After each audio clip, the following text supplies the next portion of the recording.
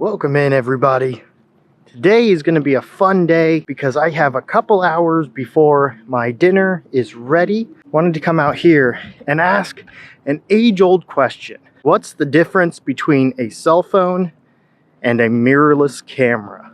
There's some obvious answers, but I want to take a few photos from some of my favorite spots around Sanford and give you guys the idea of the quality difference and what the actual image looks like coming from a certain size sensor and the micro four thirds sensor out of the G85. We have some walking to do and I need to get there and get back before it starts raining. So I'm going to go ahead and get that done. So here are some rules for what I'm going to be doing for this particular test. First off, I'm going to be using my G85 micro four thirds camera against my S22 Ultra from Samsung. Now, I have brought 3 lenses for my G85.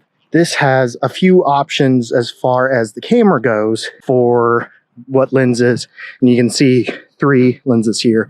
So I figured that would be the easiest way to compare. Now, the 3 lenses I brought don't perfectly match up with these. Wide angle lens on the S22 Ultra is equivalent, roughly about a 13mm full frame lens. I have the 7 to 14mm zoom for my Panasonic, which is roughly equivalent to a 14mm full frame lens on the wide end.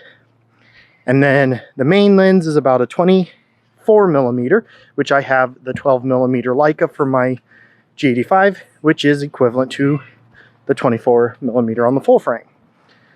There are 2 other options immediately with the S22 Ultra, and that is a 3x and a 10x. So the 3x is roughly about a 69mm equivalent, which falls into this zoom lens I brought. And then the 10x is roughly about a 230mm equivalent. So it gets pretty zoomed in, but you do lose a lot of quality with that 10x. The lens I have brought for my G85 is the 14 to 140mm f3.5 to 5.6. That lens is roughly equivalent to a full frame camera of 28 to 280. So I even have a little bit more reach with that lens than what my S22 Ultra would have. Even though they don't perfectly line up, I think we will be more than fine with what we're doing. And I did forget to mention that everything we're shooting today is going to be straight out of camera. I'm not going to do any editing, but I wanted to show straight out of camera so you guys know the exact differences between the sensor sizes, and you can really see what a smartphone does to correct some of the issues. Although the S22 Ultra doesn't do the same as like what an iPhone would do.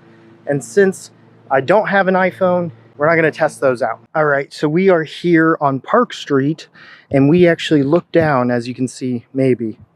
But I am standing in the middle of the road. There provides a lot of leading lines going up to the flag here in the middle. I love this spot because of the tree cover that comes over, and then the flag at the end with all the leading lines leading down to it. Because we are in the middle of the street, I will have to be very quick about what I'm doing. So I'm going to set up my camera here.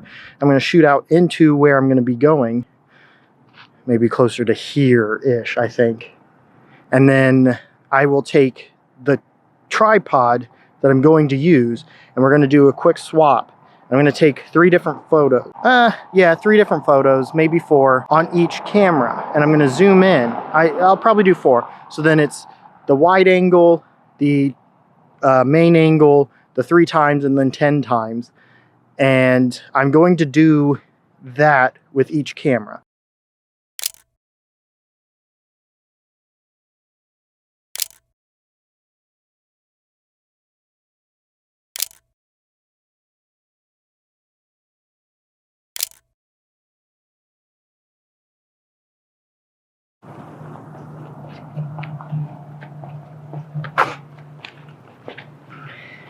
Well, that was a lot less painless than I thought it was going to be. Let's go ahead and pack everything up and head to location number 2. All right, so this spot should not be as crazy as the last one. I should be able to kind of do my thing here without much issue. This is not meant to be the most beautiful photos taken ever, obviously, because I'm not trying to edit these. I'm trying to give an idea of what the two differences, or what the many differences are between a smartphone camera, and admittedly a pretty darn good smartphone camera, and a Micro Four Thirds system. So you can see how the lenses change what the image is going to look like, both in distance reached and also quality, because these lenses are massively different between the three of them. So you get a really high quality lens like the Leica, and a much more lower quality lens, but still produces some great images. And I think that also plays in with these lenses on the smartphone camera.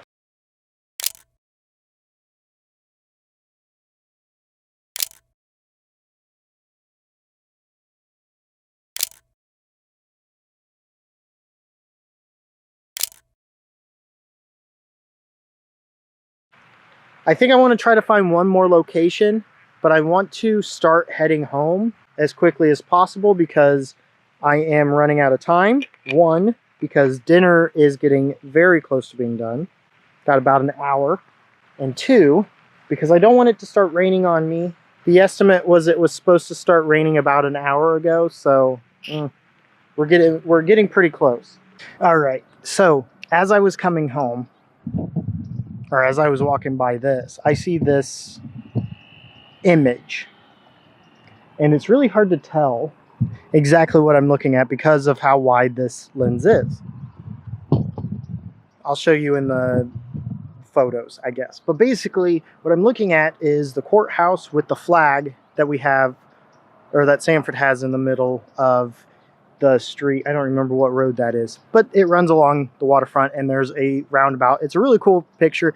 Here's a picture I've taken of that area, which I absolutely love. But basically, this is going to show the zoom benefits of both and show exactly how much quality is in this image.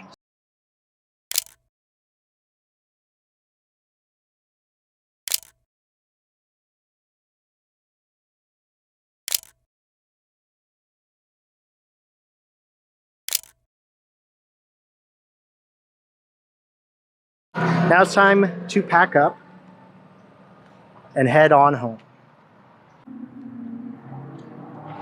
All right, so let's talk about what I just did, basically. I took a couple of photos apiece with my phone and with my mirrorless camera.